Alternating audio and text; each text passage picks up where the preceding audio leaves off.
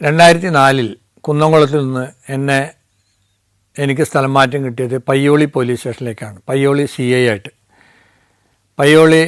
CI charge എടുത്ത് അന്നേ ദിവസം ഞാൻ നേരെ SP അന്ന് VV മോഹൻ സാറാണ്. മോഹൻ സാറെ പോയി കണ്ടു. അദ്ദേഹം പറഞ്ഞു, മറ്റ് ഫയലുകളൊക്കെ നോക്കുന്നതിന് മുമ്പ് അവിടെ ഒരു പ്രമാദം ആയിക്കൊണ്ടിരിക്കുന്ന ഒരു കേസുണ്ട്.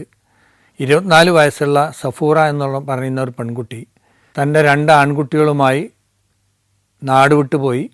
അതിൽ മൂത്ത കുട്ടിയുടെ എന്ന് തോന്നിക്കുന്ന കുട്ടിയുടെ മൃതദേഹം ബോംബെ റെയിൽവേ സ്റ്റേഷൻ പ്ലാറ്റ്ഫോമിൽ വെച്ച് കിട്ടിയിട്ടുണ്ട്. രണ്ടാമത്തെ കുട്ടിയും ഈ സഫൂറയും എവിടെയാണെന്ന് അറിയില്ല. അന്വേഷണം വേണ്ടത്ര രീതിയിലല്ല എന്നുള്ള ഒരു പരാതി ഉന്നയിച്ചുകൊണ്ട് അവിടെ പയ്യോളിയിൽ ആക്ഷൻ കമ്മിറ്റി രൂപീകരിച്ചിട്ടുണ്ട്. അവരുടെ നേതൃത്വത്തിൽ നാളെ പോലീസ് സ്റ്റേഷൻ മാർച്ച് വെച്ചിട്ടുണ്ട്. അത് എല്ലാ സംഘടനകളും അതിനകത്തുണ്ട്. അതുകൊണ്ട് ആ ഫയലൊന്ന് വിശദമായി പഠിച്ച് നമുക്ക് എന്ത് ചെയ്യാൻ പറ്റും എന്നുള്ള കാര്യം ഒന്നറിയാൻ വേണ്ടി വൈകിട്ട് 5 മണിയാകുമ്പോൾ എന്നെ ഒന്ന് കാണണം, വടകര ഒന്ന് കാണണം എന്ന് പറഞ്ഞു. ഞാൻ തിരിച്ചു വന്ന് ആ ഫയൽ മാത്രം കൂടുതലായിട്ട് പരിശോധിച്ചു. 24 വയസ്സുള്ള സഫൂറയുടെ ഭർത്താവ് മൊയ്തീൻ വിദേശത്താണ്. 2 ആൺകുട്ടികളാണ്. ഒന്ന് 6 വയസ്സും ഒന്ന് 4.5 വയസ്സും. അധിക ദിവസവും സ്വന്തം വീട്ടിൽ, പയ്യോളിയിലുള്ള വീട്ടിലാണ് അവൾ നിൽക്കാറുള്ളത്. ഇടയ്ക്ക് കുട്ടികളുമായിട്ട് കൊയിലാണ്ടിയിലുള്ള ഭർത്താവിൻ്റെ വീട്ടിൽ പോകും. സ്വന്തം വീട്ടിൽ ഉമ്മ കൂടാതെ അവളുടെ സ്വന്തം സഹോദരനും സഹോദരൻ്റെ ഭാര്യയാണുള്ളത്. ഈ സഹോദരൻ്റെ ഭാര്യയോടോ ഉമ്മയോടോ പറയാതെ 2 കുട്ടികളുമായിട്ട് ഒരു സുപ്രഭാതത്തിൽ അവൾ വീട് വിട്ടു പോയിരിക്കുകയാണ്. ഭർത്താവിൻ്റെ വീട്ടിലേക്കാണ് എന്ന് പറഞ്ഞാണ് പോയത്.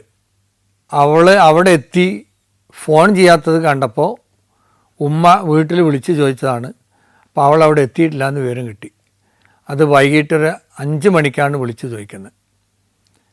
അപ്പോൾ ഉമ്മയുടെ സഹോദരന്മാർ ആയ ആളുകളെയൊക്കെ വിവരം അറിയിച്ചു.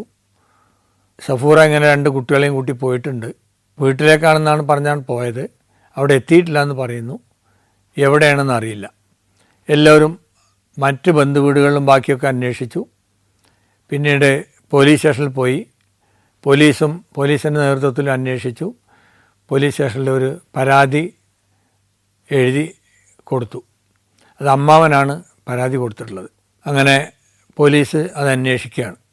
സാധാരണ പോലെ കുട്ടികളുടെ ഫോട്ടോ ഒഴിവാക്കി ഈ സ്ത്രീയുടെ സഫൂറയുടെ ഫോട്ടോ ഒക്കെ വെച്ചിട്ട് കണ്ടവരുണ്ടോ എന്നുള്ള രീതിയിൽ നോട്ടീസുകളൊക്കെ ഇറക്കി റെയിൽവേ സ്റ്റേഷനുകളിലും ബസ് സ്റ്റാൻഡുകളിലും പത്രങ്ങളിലുമൊക്കെ പരസ്യപ്പെടുത്തിയിട്ടുണ്ടായിരുന്നു. പക്ഷേ എവിടെ പോയി എന്തിനു പോയി എന്ന് ഒരു വിവരം കിട്ടിയില്ല. ഉമ്മയുടെ മൊഴിയിൽ നിന്ന് ഭർത്താവുമായിട്ട് എന്തോ ഒരു ചെറിയ പിണക്കമുണ്ട്, ഭർത്താവ് അവളെ വേണ്ടത്ര രീതിയിൽ ഗൗനിക്കുന്നില്ല എന്നൊരു തോന്നൽ അവൾക്ക് വന്നിട്ടുണ്ട് എന്ന് ഒരു തവണ ഉമ്മയോട് അവൾ പറഞ്ഞതായിട്ട് കേട്ടു എന്ന് അവിടെ മൊഴിയിലുണ്ട്. ഉമ്മയുടെ മൊഴിയിൽ ഭർത്താവിൻ്റെ വീട്ടിലൊക്കെ അന്വേഷിച്ചപ്പോൾ അത്തരത്തിൽ യാതൊന്നും ഇല്ല. അവൾ അധികവും ഇവിടെയാണ് നിൽക്കാറ്, സ്വന്തം വീട്ടിൽ. ഭർത്താവിൻ്റെ വീട്ടിൽ ഭർത്താവ് വരുമ്പോഴാണ് കൂടുതൽ നിൽക്കാറുള്ളത്. പിന്നെ കുട്ടികളെ അവിടെ സ്കൂളിൽ ചേർക്കുകയും ചെയ്തിട്ടുണ്ട്. അത് പയ്യോളിയിലാണ് ചേർത്തിയിട്ടുള്ളത്. അതുകൊണ്ടാണ് അങ്ങോട്ട് വരാത്തതെന്ന് പറഞ്ഞു. ഭർത്താവിനെ ഫോണിൽ വിളിച്ച് പോലീസ് അന്വേഷിച്ചിട്ടുണ്ട്. ഭർത്താവിൻ്റെ അനിയനെയും മറ്റ് ബന്ധുക്കളെയൊക്കെ അന്വേഷിച്ചിട്ടുണ്ട്. എല്ലാവരെയും അന്വേഷിച്ചു. അതിനിടയിലാണ് ബോംബെയിൽ നിന്ന് പത്രക്കട്ടിങ് കിട്ടിയത്. ബോംബെയിലെ മലയാളികൾ, അവിടെയുള്ള മലയാളം പത്രത്തിൽ വന്ന ഒരു ന്യൂസ് കട്ടിങ് ബാംഗ്ലൂരിൽ ജോലി ചെയ്യുന്ന ഈ ഭർത്താവായ മൊയ്തീൻ്റെ അനിയന് അയച്ചു കൊടുക്കുകയാണ്. ആ അനിയൻ മുഖേന ആ പത്ര കട്ടിങ് ഇവിടെ നാട്ടിലെത്തി. ബോംബെയിലെ പേപ്പറിൽ കട്ടിങ്ങിൽ വന്ന വിവരപ്രകാരം സുമാർ 6.5 വയസ്സ് പ്രായമുള്ള ഒരു ആൺകുട്ടിയുടെ മൃതദേഹം പ്ലാറ്റ്ഫോമിൽ യാത്രക്കാരിയ്ക്കുന്ന ബെഞ്ചിനടിയിൽ ഒരു ബെഡ്ഷീറ്റ് അടിയിൽ വിരിച്ച് ദേഹം കിടത്തിയിട്ട് മൃതദേഹത്തിൻ്റെ മുകളിൽ വേറൊരു ഷീറ്റ്, ഒരു കുട്ടി ഉറങ്ങുന്ന രീതിയിലുള്ള ഒരു കിടത്താണ്. ബോംബെയിലെ ഒരു റെയിൽവേ സ്റ്റേഷനിലെ പ്ലാറ്റ്ഫോമിലാണ് ഇത്തരത്തിലൊരു കുട്ടി കിടക്കുന്നത്. അപ്പോൾ ഏതെങ്കിലും അമ്മമാർ കുട്ടികളെ അവിടെ കിടത്തി ഉറക്കി വാഷ്റൂമിലോ മറ്റോ പോയതാവുമോ എന്നുള്ള രീതിയിലാണ് ഒറ്റ നോട്ടത്തിൽ മനസ്സിലാവുന്ന രീതിയിൽ അങ്ങനെയാണ് ആ മൃതദേഹം കണ്ടിരുന്നത്. ആ കുട്ടി രാവിലെ മുതൽ കിടക്കാൻ തുടങ്ങിയെന്ന് അവിടെ ക്ലീൻ ചെയ്യുന്ന സ്റ്റാഫ് പറയുമ്പോഴാണ് അറിയുന്നത്. അങ്ങനെ പോലീസ് വന്ന് നോക്കി. പോലീസ് തുണിയൊക്കെ എടുത്ത് നോക്കുന്ന സമയത്താണ് കുട്ടി മരണപ്പെട്ടതായി കാണുന്നത്. പോലീസ് ഒരു കേസെടുത്തു. റെയിൽവേ പോലീസ് കേസെടുത്ത് ഇൻക്വസ്റ്റൊക്കെ നടത്തി 3 ദിവസം അവിടെ മോർച്ചറിയിൽ സൂക്ഷിക്കാൻ വേണ്ടി കൊടുത്തു. 3 ദിവസം കുട്ടികളെ ആരുടെ കുട്ടിയാണ് എന്താണെന്ന് ഐഡൻറ്റിഫൈ ചെയ്യാൻ പറ്റി അവർ ട്രൈ ചെയ്തു. പിന്നെ കിട്ടാത്തതുകൊണ്ട് പോസ്റ്റ്മോർട്ടം നടത്തി അവർ മറവ് ചെയ്തു, പൊതുശ്മശാനത്തിൽ മറവ് ചെയ്തു. അപ്പോൾ പോസ്റ്റ്മോർട്ടം നടത്തിയത് ഒരു ലോക്കൽ ആശുപത്രിയിലാണ്. അവർ എങ്ങനെ മരണപ്പെട്ടു എന്ന് പ്രത്യേകിച്ചൊന്നും അവർക്കൊരു സംശയമൊന്നും ഇല്ലാത്തതുകൊണ്ട് ഒരു ലോക്കൽ ആശുപത്രിയിൽ പോസ്റ്റ്മോർട്ടമൊക്കെ നടത്തി. അത് പിന്നെ പോലീസിൻ്റെ നേതൃത്വത്തിൽ തന്നെ അത് മറവ് ചെയ്തു. ഫയൽ പരിശോധിച്ചപ്പോൾ പോസ്റ്റ്മോർട്ടം സർട്ടിഫിക്കറ്റ് കിട്ടിയിട്ടില്ല. പത്ര റിപ്പോർട്ടിൻ്റെ അടിസ്ഥാനത്തിലാണ് പോലീസ് ബോംബെയിൽ പോയത്. അതിനു മുമ്പ് തന്നെ ബാംഗ്ലൂർ, ചെന്നൈ, ബോംബെ തുടങ്ങിയ പ്രദേശങ്ങളിൽ പോലീസുകാർ പോയി നോട്ടീസൊക്കെ ഒട്ടിച്ചിട്ടുണ്ടായിരുന്നു. പിന്നെ അവിടെ പോലീസ് പോയി, ഈ റെയിൽവേ പോലീസുമായി പോയി അന്വേഷിച്ച സമയത്ത് ഈ ഏതാണ്ട് താരതമ്യം, കുട്ടിയുടെ പ്രത്യേകിച്ച് അടയാള വിവരങ്ങളൊന്നും ഈ FIR-ലില്ല. വീട്ടുകാർക്ക് ഇപ്പോൾ അറിയില്ല പല മുറിക്കലയോ കാക്കാപുള്ളിയോ മറ്റോ ഉണ്ടോയെന്ന്. അപ്പോൾ ഈ കുട്ടി തന്നെയാണോ എന്നറിയില്ല. പക്ഷേ സാമ്യം, ഒരു ആൺകുട്ടിയാണ്, കണ്ടാൽ വെളുത്ത കുട്ടിയാണ്. പക്ഷേ പോലീസ് കാണുന്ന സമയത്ത് ബോഡി ഏതാണ്ട് ഇങ്ങനെ കരുവാളിച്ച പോലെ ഉണ്ടായിരുന്നു എന്നുള്ളതാണ്. അപ്പോൾ വയസ്സ് നോക്കിയിട്ട്, പിന്നെ ആൺകുട്ടിയാണെന്ന് നോക്കിയിട്ട്, പിന്നെ ഹൈറ്റും വെയ്റ്റും ഒക്കെ നോക്കിയിട്ട് ഇതേ കുട്ടിയാണ് എന്നൊരു ധാരണ, സംശയിക്കാവുന്ന രീതിയിലൊരു തെളിവുകളാണ് പോലീസ് ആ CD ഫയലിൽ എഴുതി വച്ചിട്ടുള്ളത്. രണ്ടാമത്തെ കുട്ടി എവിടെ, കുട്ടികളുടെ ഉമ്മ എവിടെ, അത് കണ്ടെത്തണം എന്നുള്ളതാണ്. അല്ലെങ്കിൽ ഈ കുട്ടി മരണപ്പെടാനുള്ള സാഹചര്യം എന്ത്, ഇവർ പോകാനുള്ള സാഹചര്യം എന്ത് എന്നൊക്കെ കൂടുതലായിട്ട് അന്വേഷിക്കണം എന്ന് പറഞ്ഞിട്ടാണ് അവിടെ ആക്ഷൻ കമ്മിറ്റി ഉണ്ടാക്കി ഈ പോലീസ് സ്റ്റേഷൻ മാർച്ച് പിറ്റേ ദിവസം വെച്ചിട്ടുള്ളത്. ആക്ഷൻ കമ്മിറ്റി ലീഡേഴ്സ് ആരൊക്കെയാണെന്ന് മനസ്സിലാക്കി. ലീഡേഴ്സിനൊക്കെ ഞാൻ രാത്രി 8 മണിയായപ്പോൾ എൻ്റെ ഓഫീസിലേക്ക് വിളിപ്പിച്ചു. കാര്യങ്ങൾ സംസാരിച്ചു. വേണ്ട രീതിയിൽ അത് ഗൗരവത്തിലെടുത്ത് അന്വേഷിക്കാം. എൻ്റെ ഒരു പ്രധാന ടാർഗറ്റ് ഇപ്പോൾ വന്ന ചാർജ് എടുത്ത സ്ഥിതിക്ക് പ്രമാദമായ കേസ് എന്നുള്ളതിലേക്ക് ഈ കുട്ടികളെയും ഉമ്മയെയും ജീവനോടെ കണ്ടെത്തുക എന്നുള്ളത് തന്നെയാണ്. എങ്ങനെ പോയി, എന്തിനു പോയി, ആര് കൊണ്ടുപോയി എന്നുള്ളത് അന്വേഷിക്കുക എന്നുള്ളത് തന്നെയാണെന്ന് ഞാൻ അവരോട് പറഞ്ഞ് മനസ്സിലാക്കി. എങ്കിലും നിശ്ചയിച്ച പോലീസ് സ്റ്റേഷൻ മാർച്ച് മാറ്റാൻ അവർ തയ്യാറായിരുന്നില്ല. മറ്റ് അനിഷ്ട സംഭവങ്ങളൊന്നുമില്ലാതെ കൺട്രോൾ ചെയ്തുകൊണ്ടൊരു പോലീസ് സ്റ്റേഷൻ മാർച്ചാക്കി മാറ്റാം എന്ന് അവർ പറഞ്ഞു. പിറ്റേ ദിവസം മാർച്ചൊക്കെ നടന്നു. വേറെ പ്രശ്നങ്ങളൊന്നും ഉണ്ടായില്ല. എല്ലാവരുടെയും ആവശ്യം ഇതായിരുന്നു, എന്ത് സാഹചര്യത്തിൽ, എന്ത് കാരണത്താൽ ഇവർ പോയി, എന്ത് കാരണത്താലാണ് ഈ കുട്ടികളുമായി ഈ ഒരു വിവാഹിതയായ സ്ത്രീ പോയത്, ഭർത്താവിൻ്റെ ഭാഗത്തുനിന്നോ ഭർത്താവിൻ്റെ വീട്ടുകാരുടെ ഭാഗത്തുനിന്നോ എന്തെങ്കിലും പ്രേരണയുണ്ടോ, ഏതെങ്കിലും തരത്തിലുള്ള പീഡനം മാനസികമായിട്ടോ ഉണ്ടോ, അതോ സ്വന്തം വീട്ടുകാരുടെ ഭാഗത്തു നിന്നുണ്ടോ, എങ്കിലും കുട്ടികൾ എവിടെ പോയി, ആർക്കും ഒരു വിവരമില്ല. ഏതെങ്കിലും റെയിൽവേ സ്റ്റേഷനിൽ നിന്ന് ടിക്കറ്റ് ബുക്ക് ചെയ്തതായിട്ട് അറിയില്ല, ഏതെങ്കിലും ബസ് റിസർവ് ചെയ്തതായിട്ട് അറിയില്ല, ഒന്നും അറിയില്ല. അങ്ങനെ ഇത്ര 15 ദിവസമായിട്ടും തിരഞ്ഞിട്ട് എന്തുകൊണ്ട് പോലീസിന് കിട്ടിയില്ല. പോലീസ് നോട്ടീസ് അവിടെയും ഇവിടെയൊക്കെ പതിപ്പിച്ചു എന്നൊക്കെ പറയുന്നുണ്ട്. കുട്ടികളുടെ ഫോട്ടോ പിന്നീട് കാണിക്കാം എന്ന് പറഞ്ഞ് കുട്ടികളുടെ ഫോട്ടോയും കൂടെ വെച്ചോ എന്ന് പറഞ്ഞ് പെർമിഷൻ രക്ഷിതാക്കൾ പിന്നെ ഭർത്താവിൻ്റെ ഉമ്മയും എഴുതി കൊടുത്തിട്ടുണ്ട്. സ്വന്തം ഉമ്മയുടെ സഫൂരയുടെ ഉമ്മയും എഴുതി കൊടുത്തിട്ടുണ്ട്. പിന്നെ കുട്ടികളുടെ ഫോട്ടോ ഒക്കെ വെച്ചിട്ടുള്ള ഈ സഫൂരയുടെ ഫോട്ടോ അടക്കമുള്ള കാര്യങ്ങളൊക്കെ നോട്ടീസിലാക്കി പ്രധാനപ്പെട്ട റെയിൽവേ സ്റ്റേഷനിലും പൊതുസ്ഥലങ്ങളിലൊക്കെ പബ്ലിഷ് ചെയ്യണം എന്നൊക്കെയാണ് അവരാവശ്യം. അതൊക്കെ ചെയ്യാം എന്ന് ഞാൻ പറഞ്ഞു. അതിനുള്ള തയ്യാറെടുപ്പൊക്കെ മറ്റ് നടപടികളുമായിട്ടൊക്കെ ഞാൻ മുമ്പോട്ട് പോയി അത് ചെയ്തു. പോലീസ് സ്റ്റേഷൻ മാർച്ച് കഴിഞ്ഞ് ഒരാഴ്ച കഴിഞ്ഞപ്പോൾ ബാംഗ്ലൂരിൽ നിന്നൊരു ഫോൺ വന്നു. അത് CAനെ കിട്ടണമെന്ന് പറഞ്ഞു. ഞാൻ സംസാരിക്കുമ്പോൾ ഈ സഫൂരയുടെ ഭർത്താവ് മൊയ്തീൻ്റെ അനിയനാണ് റഫീഖ് ബാംഗ്ലൂരിൽ ഒരു ജോലി ചെയ്യാണ്, ഒരു റെഡിമെയ്ഡ് കടയിൽ. അവന് ബസ് സ്റ്റാൻഡിൽ നിന്ന് ഓട്ടോ സ്റ്റാൻഡിലൂടെ അവൻ്റെ കടയിലേക്ക് പോകാൻ വേണ്ടി നടന്നു പോകുമ്പോൾ സഫൂറയെ കണ്ടു. സഫൂറ മുടിയൊക്കെ ബോബ് ചെയ്ത് ഫ്രോക്കൊക്കെ ഇട്ടിട്ട് നടന്നു പോകുന്നു. സഫൂറ എന്ന് ഞാൻ വിളിച്ചു. അവൾ തിരിഞ്ഞു നോക്കി, പെട്ടെന്ന് ഒരു ഓട്ടോറിക്ഷ കയറിപ്പോയി. അപ്പോൾ ഞാൻ ചോദിച്ചു, അത് സഫൂറ തന്നെയാണോ? അതെ സർ, സഫൂറയാണ്. മുടി വെട്ടി ബോബ് ചെയ്തിട്ടുണ്ട്, പക്ഷേ ഫ്രോക്കാണ് ഇട്ടത്, എങ്കിലും അത് അവൾ തന്നെയാണ്. എനിക്കറിയാം, എൻ്റെ ജ്യേഷ്ഠൻ്റെ ഭാര്യ, എനിക്കറിയാം. ഇതിന് പിന്നാലെ ഞാൻ ഓട്ടോറിക്ഷ പിന്നാലെ പോവുകയും ചെയ്തു. പക്ഷേ അവൾ ഏതൊക്കെ റോഡ് കൂടി പോയി. പിന്നെ എനിക്ക് ട്രാഫിക് ജംഗ്ഷനിൽ നിന്നപ്പോൾ എനിക്ക് ട്രാഫിക് ബ്ലോക്കായി, എനിക്ക് കാണാൻ പറ്റിയില്ല. ഇങ്ങോട്ട് പോയത് കാണാൻ പറ്റിയില്ല. അവൾ ഇവിടെ ഉണ്ട് സർ. ശരി, ഞാൻ നാളെ അയക്കാം എന്ന് പറഞ്ഞ് ഞാൻ ഒരു എസ്ഐയും 2 പോലീസുകാരെയും ബാംഗ്ലൂരിലേക്ക് അയച്ചു. അവർ അവിടെ റെയിൽവേ സ്റ്റേഷനിലും ബസ് സ്റ്റാൻഡുകളിലും കംപ്ലീറ്റ് ഒരു 4 ദിവസം കംപ്ലീറ്റ് അവിടെ കറങ്ങി പുതിയ തരത്തിലുള്ള നോട്ടീസുകളും അവിടെയൊക്കെ പേസ്റ്റ് ചെയ്തിട്ട് അവർ ഏതെങ്കിലും തരത്തിൽ വിവരം കിട്ടിയാൽ വിവരം അറിയിക്കാൻ വേണ്ടി മലയാളി സമാജം പ്രവർത്തകരെ ഏൽപ്പിച്ചു. അതിൻ്റെ കൂടെ തന്നെ ഞാൻ ഇവർ ബാംഗ്ലൂർക്ക് അയക്കുന്നതിന് മുമ്പ് തന്നെ 2 പേരെ ബോംബെയിലേക്ക് അയച്ചിട്ടുണ്ടായിരുന്നു.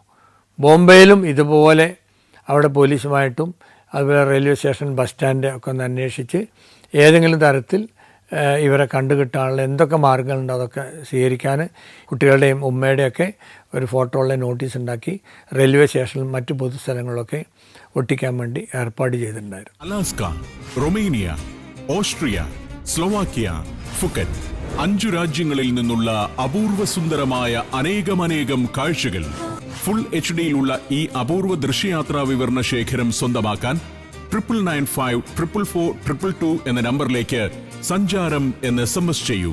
വീണ്ടും ഒരു 15 ദിവസം കഴിഞ്ഞു. ബാംഗ്ലൂർ നിന്ന് ഒരു റെയിൽവേ സ്റ്റേഷനിൽ നിന്ന് മലയാളി സമാജം പ്രവർത്തകർ വിളിക്കുകയാണ്. സർ, ഒരു കുട്ടിയുടെ ബോഡി സുമാർ 4.5 വയസ്സ് പ്രായമാണ്, ആൺകുട്ടിയാണ്, റെയിൽവേ പ്ലാറ്റ്ഫോമിൽ തുണിയിൽ ഒരു ബെഡ്ഷീറ്റിൽ വിരിച്ച് കിടത്തി അതിന് മുകളിലൊരു തുണി കവർ ചെയ്ത് റെയിൽവേ പോലീസിന് കിട്ടിയിട്ടുണ്ട്. ഞങ്ങളൊക്കെ ചെന്ന് നോക്കി, കാണാനില്ലാത്ത നിങ്ങളുടെ ആ കുട്ടിയാണ് എന്ന് സംശയമുണ്ട്. ആ ഹൈറ്റും വെയ്റ്റൊക്കെ ഏതാണ്ട് നോക്കുമ്പോൾ അവിടെയും ഒരു നീല കളറ് വന്നിട്ടുണ്ട് ശരീരം, വേറെ പ്രത്യേകത ഒന്നുമില്ല, അതാണെന്ന് തോന്നുന്നുണ്ട്. വിവരം അറിഞ്ഞ ഉടനെ ഞാൻ SIയെ 2 വനിതാ പോലീസുകാർ, 2 ആൺ പോലീസ്, അതോടൊപ്പം തന്നെ സഫൂറയുടെ സഹോദരനെയും മറ്റ് ബന്ധുക്കളെയും കൂട്ടി ബാംഗ്ലൂരിലേക്ക് അയച്ചു. അവർ പിറ്റേ ദിവസം അവിടെ എത്തിയപ്പോഴേക്ക് പോലീസ് അത് ഇൻക്വസ്റ്റൊക്കെ നടത്തി പോസ്റ്റ്മോർട്ടത്തിന് വേണ്ടിയിട്ട് ആശുപത്രിക്ക് കൊണ്ടുപോയിട്ടുണ്ട്. ആശുപത്രിയിൽ നിന്ന് അവർ ബോഡി കണ്ടു. ഈ കുട്ടിയാണ് എന്ന് സംശയിക്കുന്ന രീതിയിലുള്ള ഒരു ബോഡി തന്നെയാണ്. പിന്നീടത് അവിടെ തന്നെ പോസ്റ്റ്മോർട്ടം നടത്തി.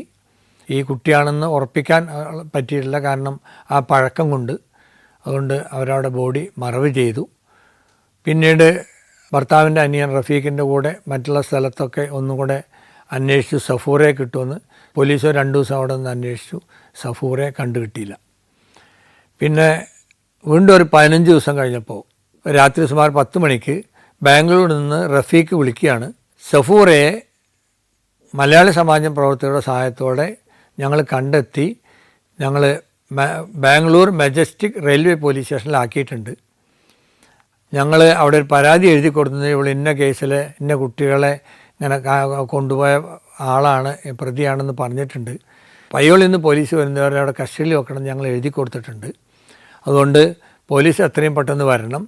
അവളെ കൊണ്ടുപോകാൻ വേണ്ടി പല ആളുകളും വരുന്നുണ്ട്, അവളെ വിട്ടുകിട്ടാൻ. പല വലിയ വണ്ടികളും വന്നിട്ട് റെയിൽവേ പ്ലാറ്റ്ഫോമിൽ അവിടെ പുറത്ത് പാർക്കിങ്ങിൽ നിർത്തി ഇവിടെ ഇൻസ്പെക്ടറെ കണ്ടിട്ട് സ്വകാര്യങ്ങൾ സംസാരിക്കുന്നുണ്ട്. അതൊന്ന് സാറ് വരുന്നത് വരെ, എന്തായാലും 12 മണിക്കൂർ സമയമെടുക്കും, വരുന്നത് വരെ അവരെ ആർക്കും വിട്ടുകൊടുക്കരുത് എന്നൊരു മെസ്സേജ് എങ്ങനെയെങ്കിലും കൊടുക്കണം. മേലുദ്യോഗസ്ഥരെ മുഖേന കൊടുക്കണത്, നേരിട്ട് സിയോട് മാത്രം പറഞ്ഞാൽ പോരാ എന്ന് പറഞ്ഞു. ശരി, ഞാൻ വരാം എന്ന് പറഞ്ഞ് ഞങ്ങൾ ഉടനെ ഞാൻ എൻ്റെ ടീമിനെയൊക്കെ റെഡിയാക്കി, വനിതാ പോലീസ് അടക്കമുള്ള ബന്ധുക്കളെയും റെഡിയാക്കി. അവൻ്റെ ബ്രദർ, അവരൊരു അമ്മാവൻ, ഈ സഫൂറയുടെ ബ്രദർ, അമ്മാവൻ കൂട്ടിയിട്ട് നമ്മൾ നേരെ ആൺ പോലീസും പെൺ പോലീസും കൂടെ നേരെ വണ്ടി എടുത്ത് ബാംഗ്ലൂർ പോവുകയാണ്. ഞങ്ങൾ യാത്ര തുടർന്നുകൊണ്ടിരിക്കുമ്പോൾ പുലർച്ചെ ഒരു 3 മണിയായപ്പോൾ തന്നെ റഫീഖ് വിളിക്കുകയാണ്.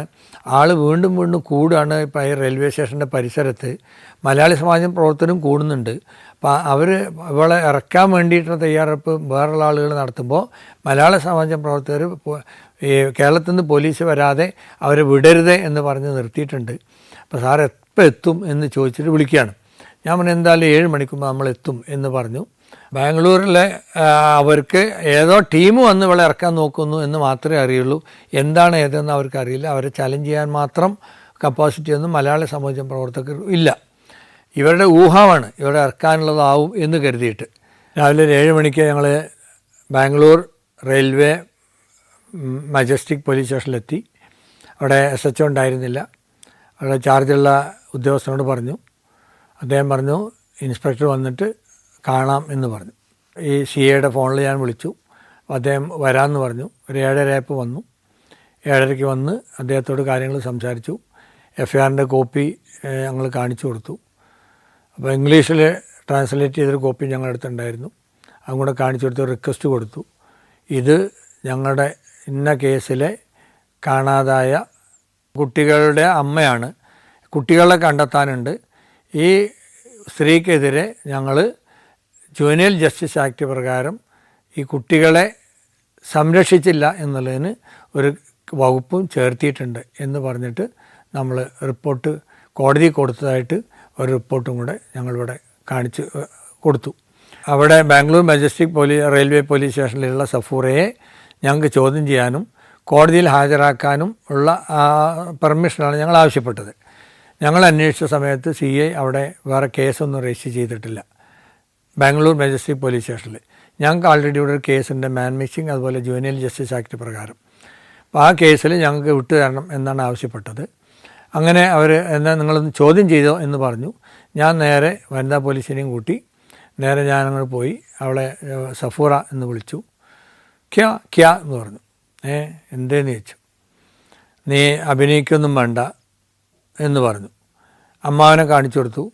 ഇതാരാന്ന് അറിയാൻ വെച്ചു. ക്യാ എന്ന് പറഞ്ഞു. അഭിനയിക്കേണ്ട സഫൂറയുടെ ബ്രദറെ വിളിച്ചു. ബ്രദറെ വിളിച്ചിട്ട് ഇവനെ അറിയുമെന്ന് ചോദിച്ചു. അങ്ങനെ മുഖത്ത് നോക്കിയിട്ട് അവളെ തിരിഞ്ഞു നിന്നു. നിനക്ക് അറിയും എന്ന് നീ പറഞ്ഞാലും അറിയില്ല എന്ന് പറഞ്ഞാലും, ഞങ്ങളെ അറിയും എന്ന് പറഞ്ഞാലും അറിയില്ല എന്ന് പറഞ്ഞാലും, നീ സഫൂറയാണ് എന്ന് തെളിയിക്കാൻ ഇപ്പം ഞാൻ ഇവിടുത്തെ വനിതാ പോലീസിനെയും എൻ്റെ വനിതാ പോലീസിനെയും കൂട്ടി ഞാൻ സെർച്ച് ചെയ്യാണ്, ദേഹം പരിശോധിക്കുകയാണ്. ക്യാ എന്ന് പറഞ്ഞു അവൾ വീണ്ടും. നീ വേണ്ടാത്ത ഹിന്ദി ഒന്നും പറയണ്ട, നിനക്കും കുറച്ചേ അറിയുള്ളൂ, എനിക്ക് ഹിന്ദി കുറച്ചേ അറിയുള്ളൂ, നീ അല്പം കുറച്ച് കൂടുതൽ ഇപ്പോൾ പഠിച്ചിട്ടുണ്ടാവും, നീ അതൊന്നും പറയണ്ട. ഇത് ഞാൻ ബോഡി സെർച്ച് ചെയ്യാൻ പോകണേ വനിതാ പോലീസിനെയും കൂട്ടിയിട്ട്, ഇവിടുത്തെ പോലീസും ഉണ്ടാവും. അങ്ങനെ സെർച്ച് ചെയ്ത് കഴിഞ്ഞാൽ സഹോദരൻ്റെ കയ്യിൽ നിന്ന് ഞാൻ മനസ്സിലാക്കിയിട്ടുണ്ട് നിൻ്റെ ദേഹത്ത് എന്തൊക്കെ അടയാളങ്ങളുണ്ടെന്ന്. നിന്നെ കാണാൻ പറ്റാത്ത സ്ഥലത്തുള്ള അടയാളങ്ങളും എനിക്കിപ്പോൾ അറിയാം. അത് ഞാൻ വനിതാ പോലീസിന് പറഞ്ഞു കൊടുത്തപ്പോൾ തിരയാൻ വേണ്ടി പോവുകയാണ് എന്ന് പറഞ്ഞു. അപ്പോൾ അവിടുത്തെ CA വന്നു. അവളോട് ചോദിച്ചു, കാര്യങ്ങൾ ചോദിച്ചു. പിന്നെ അറിയോ, അമ്മാവനെ അറിയോ എന്ന് ചോദിച്ചു. ഇല്ല എന്ന് പറഞ്ഞു. സഹോദരനെ അറിയോ ചോദിച്ചപ്പോൾ ഇല്ല എന്ന് പറഞ്ഞു. എന്ത് ചോദിച്ചാലും സഫൂറ ഹിന്ദിയിലാണ് മറുപടി പറയുന്നത്. ബാംഗ്ലൂർ പോലീസിനോട് കന്നഡയിലും കുറേശ്ശെ സംസാരിക്കുന്നുണ്ട്. അവസാനം CAയോട് ഞാൻ പറഞ്ഞു, ഇവളെ ഒന്ന് ബോഡി സെർച്ച് ചെയ്യണം, വനിതാ പോലീസ് സെർച്ച് ചെയ്തോളും. അപ്പോൾ ഇവിടുത്തെ മജസ്റ്റിക് റെയിൽവേ പോലീസ് സ്റ്റേഷനിൽ ഒരു വനിതാ പോലീസും കൂടെ വേണം. അവർക്ക് സെർച്ച് ചെയ്താൽ കണ്ടെത്താവുന്ന, അവളെ തിരിച്ചറിയാൻ പറ്റുന്ന, സഫൂറയെ തിരിച്ചറിയാൻ പറ്റുന്ന 2 അടയാളങ്ങൾ അവളുടെ സ്വകാര്യ ഭാഗത്തുണ്ട്. അത് ഞാൻ ഈ സഹോദരിൽ നിന്ന് കണ്ടെത്തിയിട്ടുണ്ട്. അത് ഞാൻ എഴുതി തരാം. ഈ അടയാളങ്ങളുണ്ടെങ്കിൽ നിങ്ങൾ എനിക്ക് വിട്ടു തന്നാൽ മതി എന്ന് പറഞ്ഞു. അപ്പോൾ ഇയാൾ CA അവളോട് കന്നഡയിൽ ചോദിച്ചു, എന്നതാണ് അടയാള വിവരങ്ങൾ നിനക്ക് സെർച്ച് ചെയ്യാണെന്ന് വെച്ചു. സെർച്ച് ചെയ്തോട്ടെ എന്ന് അവൾ പറഞ്ഞു. അവസാനം വനിതാ പോലീസ് 3 ആളും കൂടെ, എൻ്റെ വനിതാ പോലീസിൻ്റെ ഞാൻ പറഞ്ഞു ഇന്നതാണ് അടയാളം, പോയി നോക്കിക്കോ എന്ന് പറഞ്ഞു. 2 വനിതാ പോലീസും അവിടുത്തെ വനിതാ പോലീസും കൊണ്ട് അവളെ ലേഡീസിൻ്റെ റൂമിൽ കൊണ്ടുപോയി സെർച്ച് ചെയ്യാൻ നേരത്ത് ആ റൂമാണ് കയറുന്ന ഭാഗത്ത് അവൾ പെട്ടെന്ന് എൻ്റെ കാല് പിടിച്ചിട്ട് പറഞ്ഞു, സർ ഞാൻ സഫൂറയാണ് സർ, എന്നെ വഷളാക്കരുതേ, സാറിന് എന്നെ ഇവിടുന്ന് കൊണ്ടുപോകാൻ പറ്റില്ല, ചുറ്റും ആളുകളാണ്. ഞാൻ പറഞ്ഞു അത് നീ പേടിക്കണ്ട, അത് ഞങ്ങൾ കൊണ്ടുപോയിക്കോളാം. മജസ്റ്റിക് റെയിൽവേ പോലീസ് സ്റ്റേഷനിലെ CA എന്നോട് ചോദിച്ചു എന്താണ് അവൾ പറയുന്നത്. അവൾ പിന്നെ ഞങ്ങൾ ഉദ്ദേശിച്ച ആൾ തന്നെയാണ്, അവൾ അടയാള വിവരങ്ങൾ അത് തന്നെയാണ്, എനിക്ക് അവളെ ഇവിടുന്ന് കൊണ്ടുപോകാൻ പറ്റില്ല, അവൾക്ക് ചുറ്റും ഇവിടെ ഈ റെയിൽവേ സ്റ്റേഷന് ചുറ്റും അവളുടെ ആളുകളുണ്ട്, അവൾക്ക് സംരക്ഷണം കൊടുത്തിരുന്ന ആളുകൾ, അവരുടെ ബോസുമാർ, അവൾക്ക് ജോലി കൊടുത്തിരുന്ന ആളുകൾ, കുട്ടികളുടെ സംരക്ഷണം ഏറ്റെടുത്തിട്ടുള്ള ആളുകൾ ഇവിടെ പോലീസ് സ്റ്റേഷന് ചുറ്റുമുണ്ട്. ബാംഗ്ലൂർ കേന്ദ്രീകരിച്ചുള്ള ആ സംഘത്തിൽ നിന്ന് അവളെ എനിക്ക് പയ്യോളിയിലേക്ക് കൊണ്ടുപോകാൻ പറ്റില്ല എന്നാണ് അവളുടെ ടെൻഷൻ. അത് ഞാൻ സിയോട് വിവരം പറഞ്ഞു. സിയെ പറഞ്ഞു അത് ശരി, നമുക്ക് നോക്കാമെന്ന് പറഞ്ഞു. സ്റ്റേറ്റ്മെൻറ്റ് റെക്കോർഡ് ചെയ്യാൻ പറഞ്ഞു. അവിടുന്ന് നമ്മൾ മലയാളത്തിൽ റെക്കോർഡ് ചെയ്യുമ്പോൾ അതേ ഭാഷ കന്നഡയിൽ അവിടുത്തെ പോലീസിനോട് റെക്കോർഡ് ചെയ്യാൻ പറഞ്ഞു.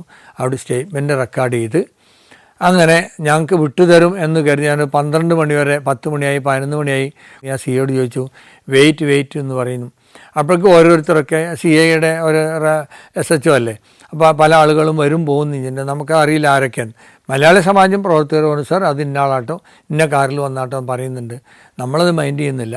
അങ്ങനെ വൈകിട്ട് 5 മണിയായപ്പോൾ CI എന്നോട് പറഞ്ഞു കോടതിയിൽ ഹാജരാക്കുകയാണ്, നിങ്ങൾ കോടതിയിൽ നിന്ന് വാങ്ങിക്കും. സഫൂറയെ വിളിക്കാമെന്ന് പറഞ്ഞു. അപ്പോൾ സഫൂറ വന്നിട്ട് ഇങ്ങനെ ഒറ്റ ചിരി എൻ്റെ മുഖത്ത് നോക്കിയിട്ട്, നീ അഭിനയിക്കൊന്നും വേണ്ടായിരുന്നു, ഞാൻ ഒരൊറ്റ ഒന്നും തന്നാൽ കാണാൻ എന്നൊക്കെ ആംഗ്യം കാണിക്കണം. എനിക്കൊരു സംശയം തോന്നി. ഞാൻ DYSPയോടും SP-യോടും പറഞ്ഞു സാർ അവൾക്ക് എന്തോ ഒരു പന്തികേടുണ്ട്. വളരെ ടെൻഷൻ ബഹുമാനമൊക്കെ ഉണ്ടായിരുന്ന ആൾ ടെൻഷനും ബഹുമാനമൊക്കെ എന്നോട് കാണിച്ചിരുന്ന ഇതുവരെ, ഇപ്പോൾ ഈ രീതിയിൽ വന്നപ്പോൾ എനിക്കൊരു സംശയം എന്തോ ഉണ്ട്, അപ്പോൾ എന്നതാണെന്ന് പറഞ്ഞു. സഹോദരനെ വിളിച്ചു, ഉമ്മയെ വിളിച്ചു മോത്തിക്ക് ഇതാരാ എന്നൊക്കെ വെറുതെ ആംഗ്യമൊക്കെ കാണിച്ച് ചോദിച്ചു. ഉമ്മയോടൊന്നും സംസാരിച്ചില്ല. ജംഗ്ഷൻ്റെ അടുത്താണ് ഈ പോലീസ് സ്റ്റേഷൻ, കോടതി നേരെ അപ്പോൾ ജംഗ്ഷനിൽ തന്നെ. ആകെ കൂടി കോടതിയിലും പോലീസ് സ്റ്റേഷനും ഇപ്പോൾ ഹാജരാക്കുന്നുണ്ട് ആകെ ജനം.